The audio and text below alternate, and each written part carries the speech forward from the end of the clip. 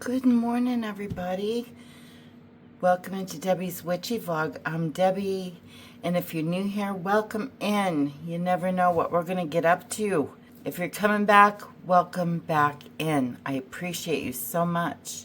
So today, I'd like to respond to Courtney over at Eries Witchcraft. She's doing the dreadful tag. And oh my gosh, it's so fun. And at first I was like, oh no, I have no scary decks. Like no creepy, gory, gothic, none of that. And I was so glad when it was all sorts of decks. So yay, I can participate. If you'd like to join into this tag, I'll put the prompts down in the description. I'll link Courtney's video in the description as well. Join in, this is a fun one. So the first one is your vampire deck, a deck that sucks up most of your time. And I have to say that this one is the Rider-Waite-Smith. I'm not particularly fond of the artwork in this. I mean, it's endearing. I learned on it. So, I mean, I'll always love it in that regard, but it's not my favorite artwork. So, and I'm always going back to refresh my memory, you know, from my study deck to get those base meanings down. And I've written all over it with stickers. And this is definitely my vampire deck. So number 2, your werewolf deck, a deck that your relationship has changed with. And for me, that's the Lightseers. I always loved this deck and connected with this deck quite well. But then I got Chris Ann's book, you know, the big one that she published. And that was so good. And I don't know, it just put so much more meaning to each card with me. I think just because I really sat down and kind of ate up all she had to say, you know. But yeah, for me, that extra really put more meaning in the cards for me. So number 3, a deck you use to communicate with other realms. My medium deck is the Galactic Star. When I want to reach out way out. And then I also have the Enchanted Forest Oracle when I'm in the yard and I'm trying to connect with the Fae out there. I love this deck for that. And the artwork is just, I love it so much. Yeah. So this really helps me tap into the elements outside that I want to communicate with.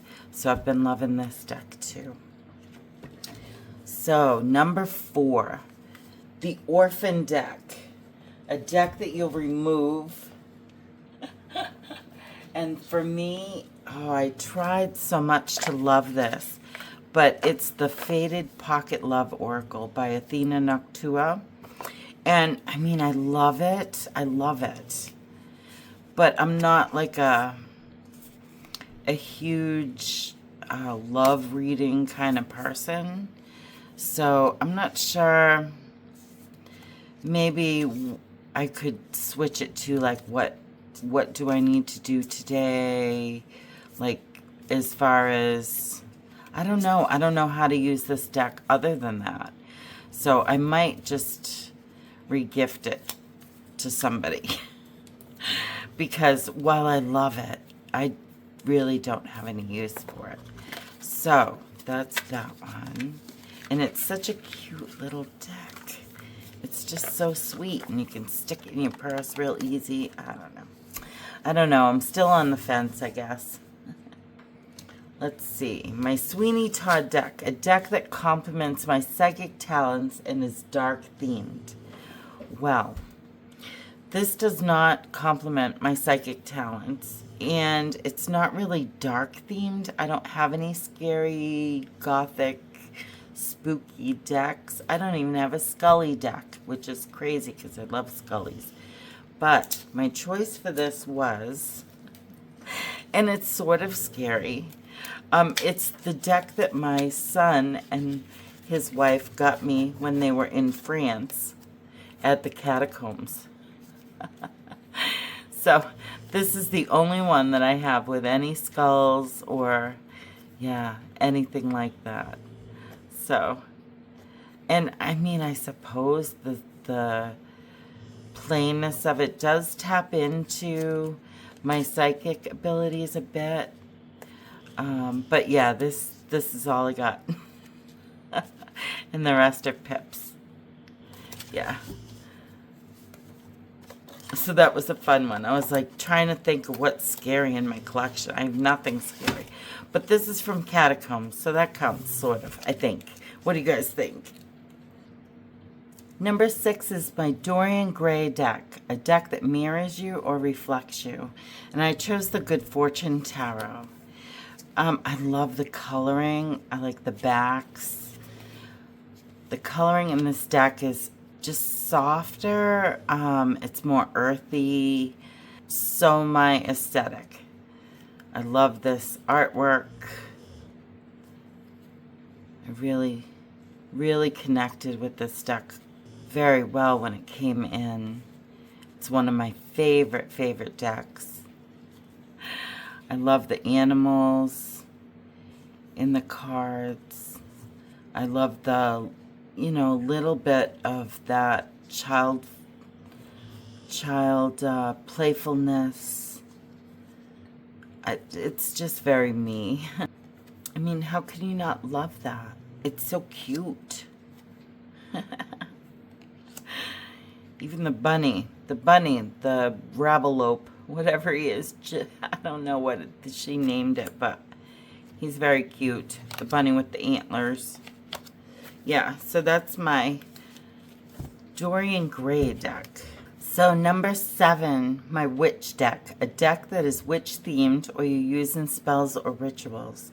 And for me, that's the Green Witch Tarot by Anne Mora. And these are the backs. And I mean, you can't get more witchy than that, right?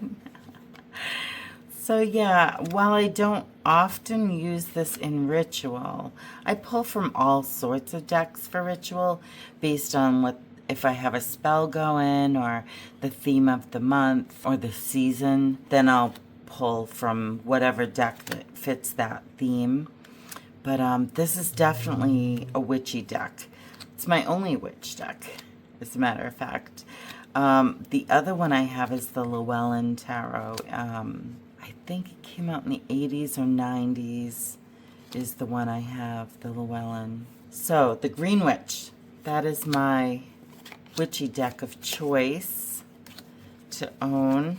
I do wish they would come out with another run of this and change the backs. I am absolutely not a fan of the backs. And they don't match the book because the book is blue and the cards are green. So, there, I've said that. So number 8, what is my Ripper deck? A deck that you wish you could chop, slash, and hack. And for me, it was the Wisdom of the Hidden Realms by Colette Baron Reid. And they were so big that I had to chop them. So I did. I didn't wish about it. I did it. But as you can see, I've chopped off some of the titles. I have an issue with that. So, yeah, I kind of killed it. But, I mean, the images are still fine. It's fine, right? I mean, eventually maybe I'll get another copy. But, honestly, I don't use it much. I haven't worked with this hardly at all. A couple times, and that's it. It's sort of on my orphan deck list. I don't know if I'm going to keep it. And then another Ripper deck. This one I'm more sad about because I do love this deck. So I trimmed the Crystal Visions Tarot. And, I mean, it came out gorgeous. Absolutely deliciousness. And this is the one that I figured, oh, hey, I could do that deck backs video that Ravneet put out. Because I love these backs. But, again, I cut kind of too close to the titles sometimes. Let me see if I can find one. One of the bigger ones. Yeah, see? So yeah, I kind of ripped this one. But, I mean, if it's mass market, I don't mind ripping it. And then, you know, if I mess up, I'll just grab another one if it bugs me too much. But I do like these cut down better. I do like the smaller cards. And I do modify quite a few of my decks because of that. They're just easier for my hands. And I enjoy working with the deck more, you know, if I don't have to struggle with it. So that a little shell lives in that bag. To connect with all the water energy in this deck. Okay, number 9, my Frankenstein deck, a deck that you have modified or created. And I chose mine. This is a little, like, oracle deck that I created. It's double-sided. It's all just collaged images. In fact, maybe you can see it. It kind of lifts up once in a while. I don't know if you can tell. There's one card in here that's really, I gotta glue it down. But, yeah, it was just images that inspired me to make an oracle deck. And I love it. I use it all the time, especially with my daily draws. I can't find one that's lifted up. But yeah, sometimes the images lift up. I need to go over them again with the sealing spray, the lacquer stuff, whatever it is. I think it's craft sealer that I used on it. But yeah, so sometimes the images pop up on it, but I love it. It's just very me. I mean, things that, perseverance. I mean, the thistle, the brambles, you know, they will go anywhere. And she's hauling this big old stone, but boy, she's determined, right? Yeah, self-worth. I love it. I love it. Yeah, so this is my favorite deck. I would love to do a tarot deck, but I need to get like more magazines and books and images to pull from before I can create another one. Next is my Scorned Woman deck. And this could double with my Ripper deck. I wish I could change the formatting of this deck. Faces of Ashun. The Scorned Woman deck is a deck depicting strong women. And this deck is beautiful. The images are gorgeous. You can feel her power, her inner power in these images. Oh my goodness, I love it. I don't love, I don't know, there's something about it that I'm not crazy about. I don't know whether it's the colors or the titles. I'm not sure what it is, but I haven't reached for it a lot. Yeah, but it's beautiful. And I love the backs. I love my bees. Yeah. So this one's gorgeous. And they are so, so lovely. And I love that there's all different ages and sizes depicted. Yeah, I love that. So that's my Scorned Woman deck. Forbidden Lovers, a lover's card that's seductively yummy. And I chose the one from the Tarot Grand Lux. Look at that, huh? I mean, they're in sheer ecstasy. I love that. That's hot to me. That strength of protection, the nurturing female energy.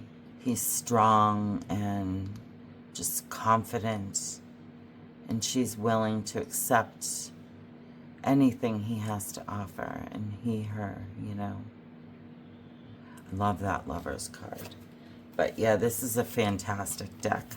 Sorry, I didn't flip it around, but I love this deck. I like the colors on this deck. which is strange because I'm not like a bright color person, but I do love this deck so much. Sorry, they're always upside down. So my Jekyll and Hyde deck, number 12. Show me a pairing. I'm not good at those. Okay, so I chose the Green Witch Oracle deck and the Good Fortune Tarot. So let me flip it over. Here they are. What do you think? I mean, they kind of go. Yeah, it's just, I think it's the coloring. The energy is very similar between these two decks for me. It's very grounded and earthy energy for me, and I love that. I need grounding. Yeah, the fog, 3 of Wands, and the snow. Obscurity and feeling lost. Maybe because somebody's going away that, you know, she kind of missed her ship there. And then snow and rest and contemplation. I like that. That's fun. This is the first, like, intentional pairing that I've done. That's fun. Yeah. I love that together. Yeah, so that was so fun. Thank you, Courtney, for creating this tag. I've had a blast getting all my decks out, letting them see the light of day. I usually pick a few that I work with every month, and then the rest stay on the shelf. So I'm sure they were happy about coming out too. So I want to thank you all for coming in today and visiting, and I want to wish you all very many blessings. And until next time, bye, friends.